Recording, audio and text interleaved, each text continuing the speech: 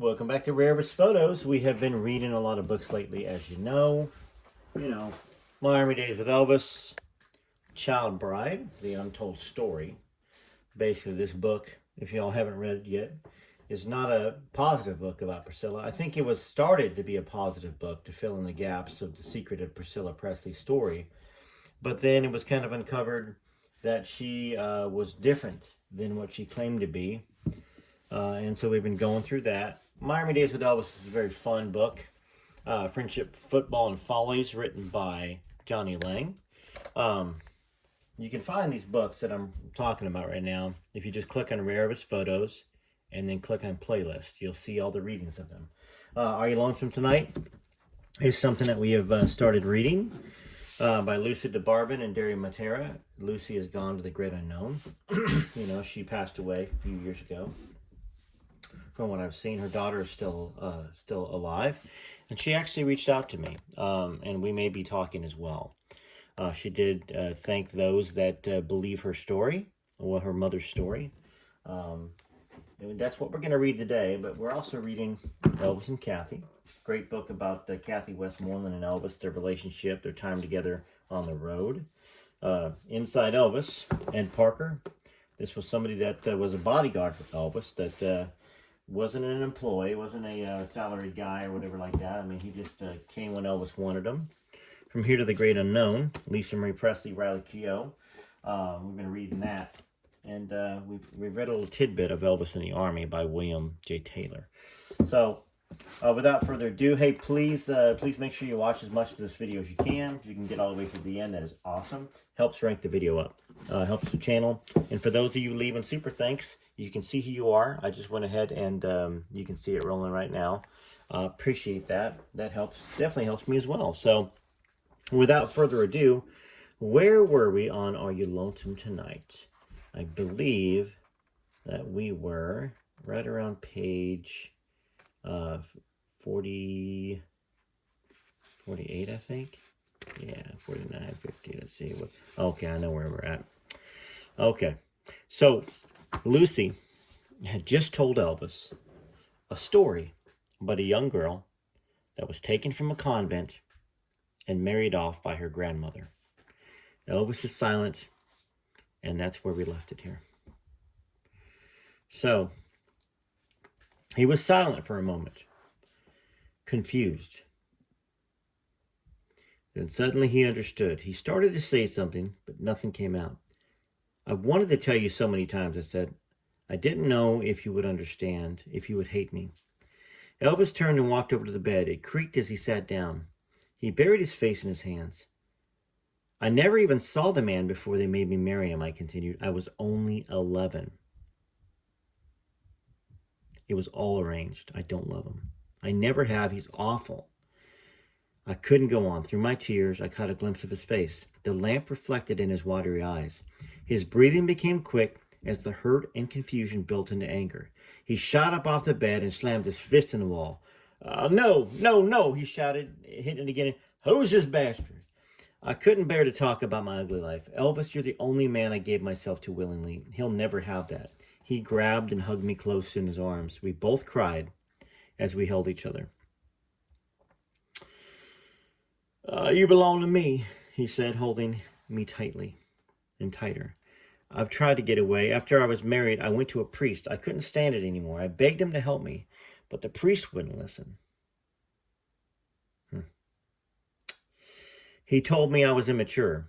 He told me to go home and be a good wife. Elvis broke away and began pacing the room. Things are starting to go well for me, he lied. I want you out there. I'll take care of you. This hasn't changed anything. I love you. I want you with me. Nothing else matters. I was comforted by the words, but Elvis knew, but knew Elvis was really struggling. He was in no position to support a family. I hadn't even told him about my 2 children. If he was to have any chance of success, he had to be free to go after it. I couldn't burden him with children when he needed to pour his money and energy into his career. He stopped pacing and sat on the bed beside me. He kissed me softly. It was a signal that our love had survived my shocking revelation. It was something for me to hold on to, a spark of promise. I reminded him of our marriage vows on the hilltop in Memphis and told him that I still meant every word. I smiled for the first time in hours. You have your career to go after, I said. You mustn't let anything stop you. Don't worry, it'll work out between us.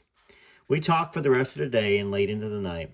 I told him more about my life, starting again with my father's unexpected death and the trouble it caused my family, and how my grandmother believed that the only way out was to barter me. Elvis was understanding for the most part, but became furious whenever he thought of me with the older man. He threatened to kill the man, but he just was expressing his anger. He wanted me out of the marriage. Spent and exhausted, we fell asleep on the thin brown bedspread, still dressed in our matching black outfits. Now, before I get on some of the support here that Derry wrote, there's a lot of naysayers in the comments. I completely understand it. Nobody would not go after the estate. Nobody would not tell Elvis they had a child. But once again, she had 2 children. So first off, any mother only cares about her children first and foremost. Got to protect them. Okay? She still wasn't out of this divorce thing. What happened? What if the kids get taken from her from this man? So it's not like she can go run after Elvis and all this other stuff. She did what I think the best type of mother would do, and she was trying to protect her children. She also was understanding of Elvis, of his career, of maybe what it takes. You can't be distracted and have a family, in a sense, tying you down when you're chasing after your career. Now, once you've had your career established, you can have a family, but definitely your career goes backwards. And that's just the truth of the matter. There's no ifs, ands, or buts about it. So let's go here and continue reading what Derry wrote about his support. And when I say support, I mean supporting information of investigation. Shreveport was the pivotal city in Elvis's career. The Louisiana Hayride was second only to the Grand Ole Opry as the most important country western showcase in America. It was just 5 years old at the time and was already dubbed the Cradle of the Stars because it had launched the careers of Hank Williams, Webb Pierce, Slim Whitman, Jim Reeves, Farron Young, and dozens of others. The biggest career the Louisiana Hayride would launch was that of Elvis Aaron Presley, but that was still a year away. In the summer and fall of 1953, Elvis was even more of a fixture in Shreveport than he was in Monroe. Richard Wilcox, the current station manager of KNOE Radio in Monroe, was the sales manager at KWKA in Shreveport at the time. KWKA was the station that produced the Hayride and broadcast it to Texas, Arkansas, and Louisiana.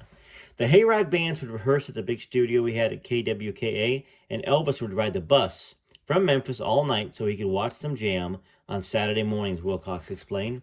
I think he started coming in as early as 52. I saw him hanging around the station dozens of times. Billie Jean Horton, the salty widow of Hank Williams, and Johnny Horton. Now, this is very interesting, okay? Well, let's just read this first.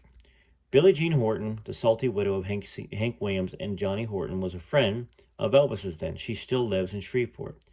Hell, Elvis was just wandering around Shreveport all the time, 52, 53, sometime around then, I can't remember, but it was long before they let him go on, Billie Jean told me. He was driving back and forth from Memphis for years, begging, borrowing, and pleading.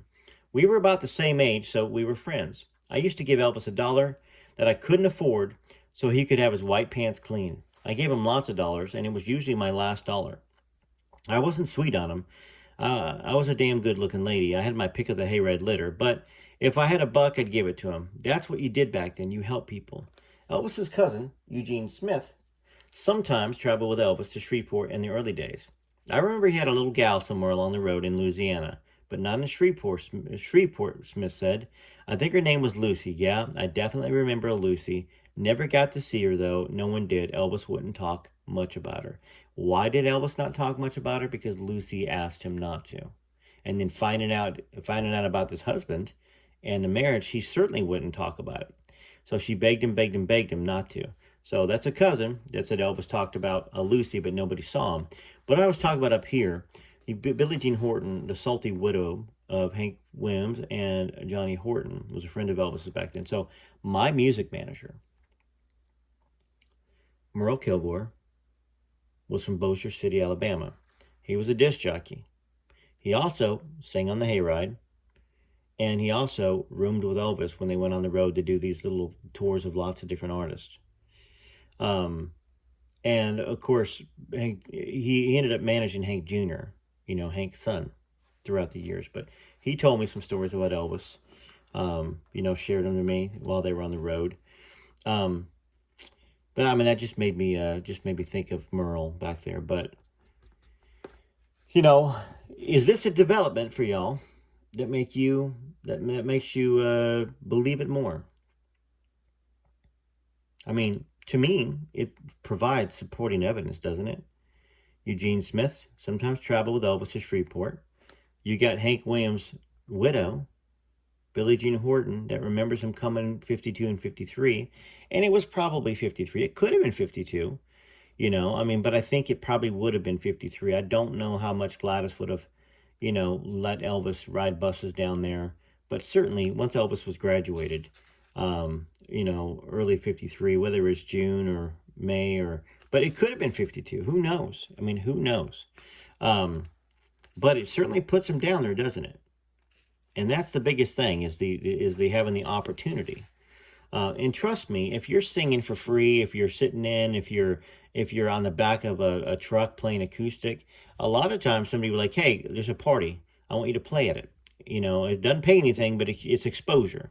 And that may be how Elvis got to play for the governor, the James No thing.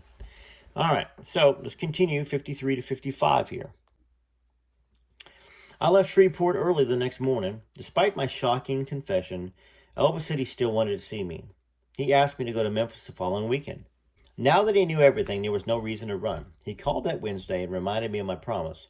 I didn't know how long it would take for his romantic idealism to fade, but it had to be soon. I wanted to enjoy him while I could. I wasn't using him as an escape or a respite from my life. I truly loved him. He was the life I would have had under different circumstances, the life I should have had. Now, what I don't know whether she's told him about the kids or not. I mean, she might have shared that when she told him more. But let's continue the story. He met me at the airport and we headed out of town. He said he wanted to take me to Mississippi to see where he used to live. He was nice and as loving as before, but he was worried about my situation and how that would affect us. Along the way, here we go, I dropped another bomb. Elvis, I haven't told you everything. There's more? He said it with such incredulity. Well, whatever. He was surprised. If I wasn't so upset, I probably would have laughed. It's not that bad, or at least not to me. But I don't know what you'll think. What? Elvis, I have 2 daughters. Elvis closed his eyes as if in pain. The pain I felt seeing his expression cut deeper. Wow, 2? Huh? We were silent for a while. Elvis was considering the matter carefully, then suddenly he brightened. That's okay. I love kids. How old are they? Well, that was a terrible question. I've danced around it all my life. I thought of lying, but decided I should tell him the truth. Deborah is 5. Melody is almost 2. They're beautiful girls. I love them dearly. He frowned. I could almost hear the wheels spinning in his head as he did the arithmetic. How old are you? I told her before. 17. My birthday was last month. I knew what he was thinking, but kept silent. Maybe he would drop it. He wrinkled his forehead and thought some more. Can people do that? Well, I'm certainly a testament to it. Elvis was quiet again, and tears welled up in his eyes. It must have been awful. It was. What kind of damn sick person would do that? Elvis, please, let's not talk about it. It's in the past. Don't be upset. I'm okay, really. He turned and looked at me lovingly and put his hand in mine. I'm sorry, Lucy. That put a damper on the mood for a while, but he quickly recovered. He said it didn't change the way he felt. He offered all kinds of suggestions about what to do. Get a divorce, run away, leave town. He even suggested that we get married so he would have just as much legal right to me as the man. He grew weary of the ride and decided to stop in a town named Holly Springs. Elvis didn't feel like going to Tupelo anymore. It wasn't the time to retrace birthplaces. We decided to check into a room at a quaint village inn. Nothing's going to change, is it? He asked when we got inside. Well, not on my part. I won't change either, he said. I'll always love you. You're part of me no matter where I go or what I do. I'll have you soon so you'll never have to leave. I need you close to me, Lucy. I want you to be part of my family. I want you to meet my mama and daddy. You'll like them. I'd love to, Elvis. I know how much you love them, but let's hold off until things get better. I'd like you to meet my mother one day, too. She's a little hard to understand because she speaks only French, but you'll love her, and I know she'd like you. Well, we spent a quiet evening together planning my escape and our future. We playfully talked about building our own family. If we had a girl, I know she'd be so precious, Elvis said. She would have green eyes and say, "Oh, really? And actually?" I pinched him for making fun of the way I talked. I was embarrassed enough about my accent. If we had a boy, I said, he would be the most handsome boy in the world. He'd have a lot of hair, an impish grin, and he would say, all the time. Now it was his turn to pretend to be upset. He tickled me, and we fell into each other's arms, laughing. "I'll tell you what," he said. "I'll trade you a double dozen, for a basketball of Rillies and Ashleys." "It's a deal." Elvis, I started, then I caught myself and laughed. "Well, that's one I've used. Only 23 left." "Really?" "Oh, be quiet," I said, hitting him with a pillow. "Now listen, I've got something important to say. Remember when you called me your lady in waiting? Well, I've decided that you are my El Lancelot. The EL stands for everlasting love. Remember that." We stayed in the room for the rest of the evening, talking, laughing, and making love. The next morning, we drove back to Memphis. Elvis took me to the airport, and with a heavy heart, I left. 2 days after I had returned home, the man reappeared. I was alone in the house. Mrs. Fowler had taken the children to a nearby park to play. I wished they were home. I didn't want to be alone with him. He was drunk. He rushed towards me and waved the divorce papers in my face.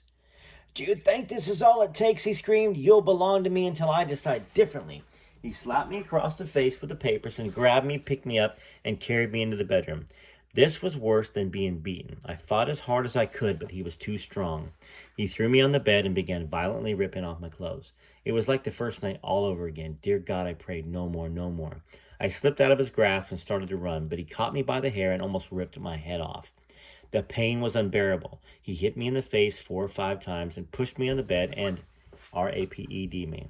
I hated him with all my being. I wanted to kill him. He made me feel so dirty and lifeless. I just lay there stunned on the bed. He put his clothes on when he was walking out the door and stopped. Oh, and about that cook with the sideburns you were seen with, I'm going to kill him dead. Instead of walking out, he ran back over to the bed, but he wasn't after me this time. He reached up and grabbed the picture of Jesus that hung over the bed. He held it with both hands and smashed it on the floor. The glass from the bubble light shattered into tiny pieces. The man looked up and waved his finger in my face. "He can't help you. Don't think he can. He doesn't even exist." He laughed hideously and walked out of the room.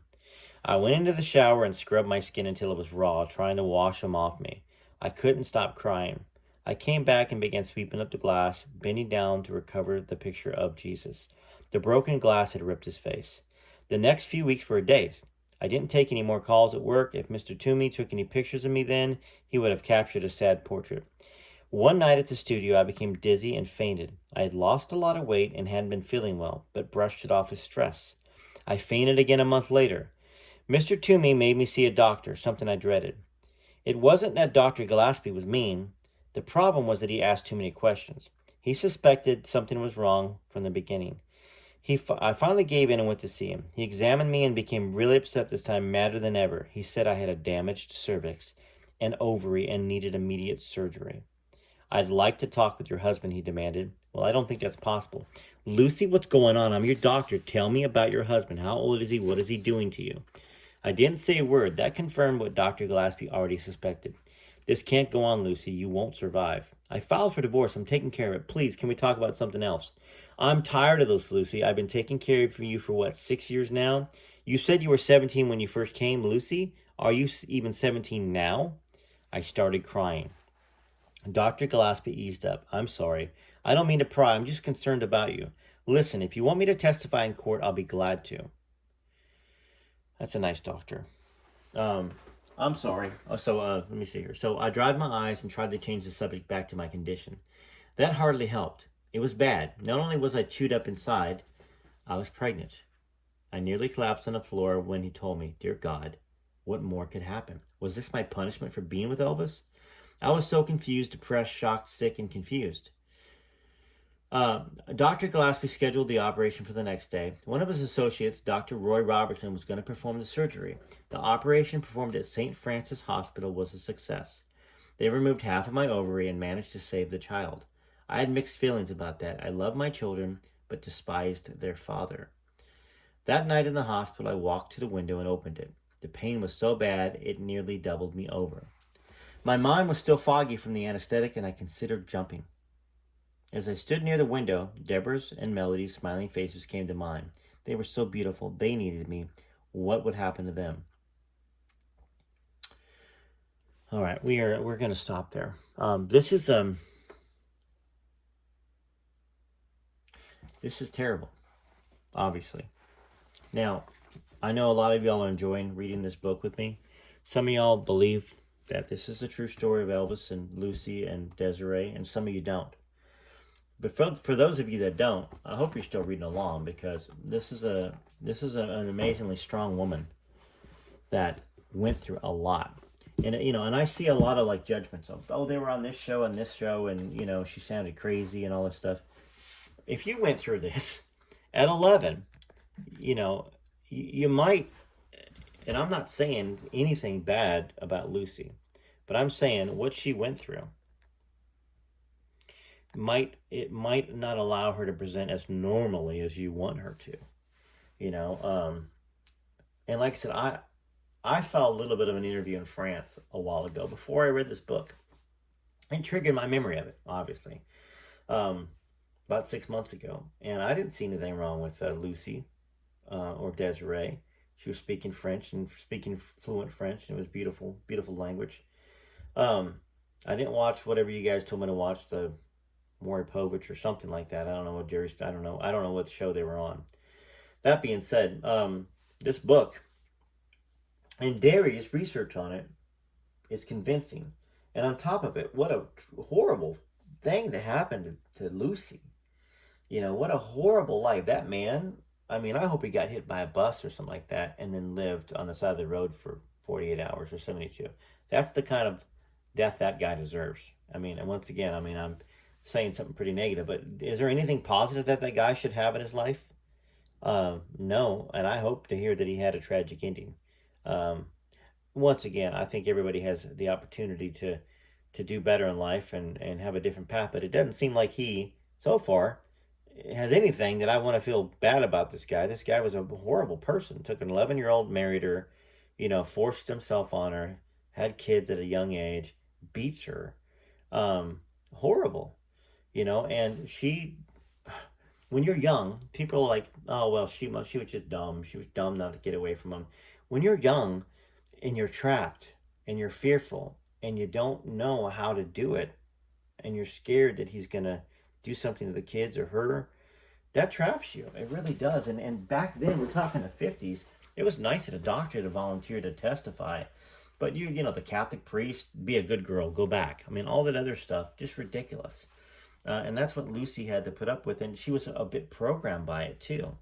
When you're beaten and you're abused, you're in fear mode. You're in fight or flight all the time, and it's hard to make any real decisions, logical ones.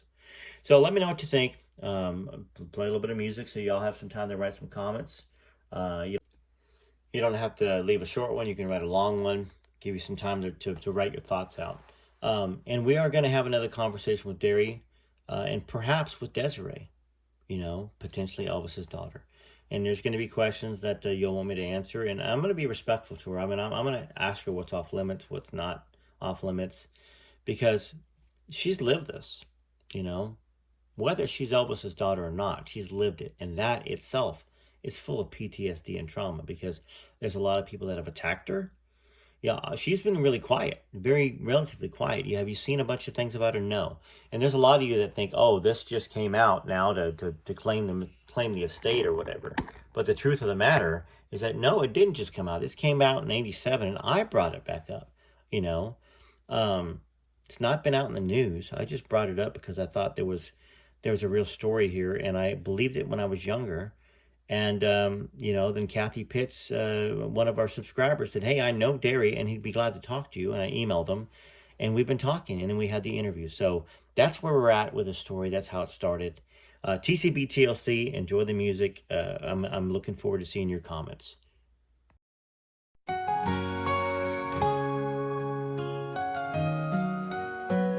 She held him close to her heart from the very start. Through every joy and fear, she kept him near and dear, with a love that's pure and true. In everything she'd do, a mother's guiding light shone through the Elvis night. Oh, Gladys loved her son until her big old heart gave out. And there's no greater love than a mother's love.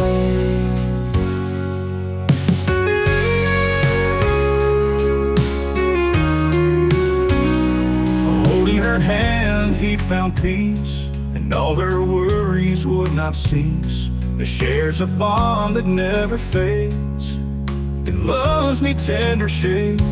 Oh, Gladys loved her son until her big old heart gave out. And there's no greater love than a mother's love.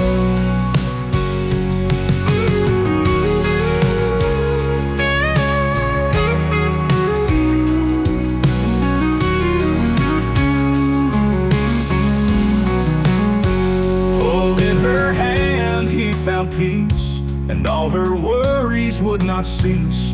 They shares a bond that never fades, it loves me tender shades.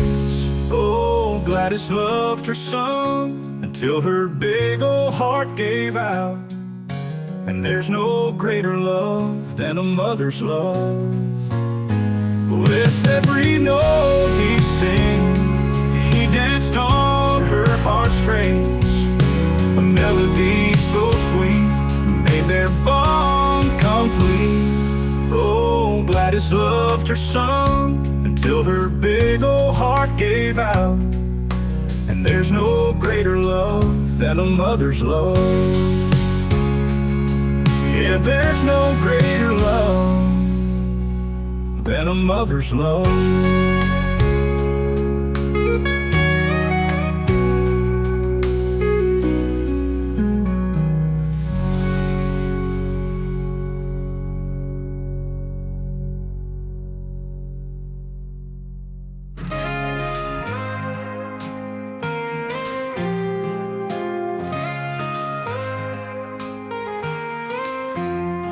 There's one king above all, a light that never fades, a name that we call in every prayer we say. Through every storm we face, he stands tall and true, lifts us up with his grace, it shows what love can do. There's only one king, that's Jesus. Only one king that guides and frees us. Every eye closed and every hand raised. There's only one king, that's Jesus. Set Elvis up on stage.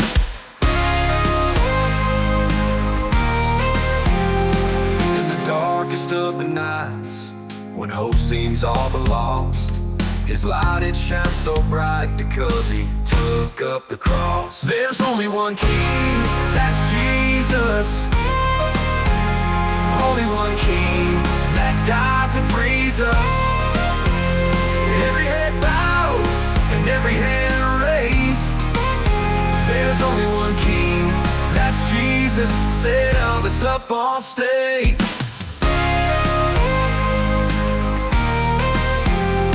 In the darkest of the nights, when hope seems all but lost, his light it shines so bright because he took up the cross. There's only one king, that's Jesus. Only one king that guides and frees us. Every head bowed and every hand raised. There's only one king, that's Jesus. Set Elvis up on stage. He gave his life for us so that we all may live. Only one king, that's Jesus. Only one king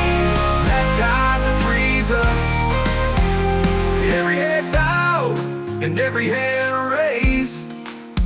There's only one king, that's Jesus, said Elvis up on stage.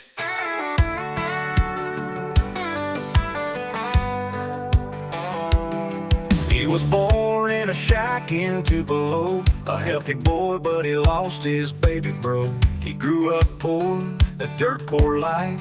The only thing he had was a guitar and a bike. That was Elvis, born in 35, that was Elvis. The coolest kind of life, and don't be cruel to all shook up, suspicious minds to burn in love. That was Elvis.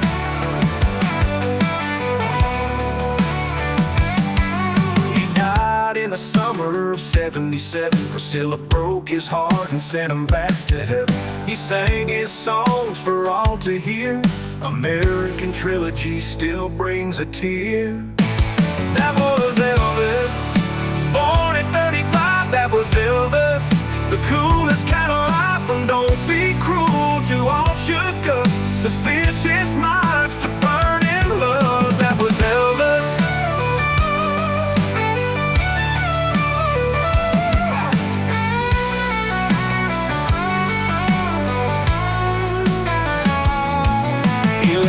A gift in Lisa Marie, but now she's singing with Elvis in heaven's jubilee.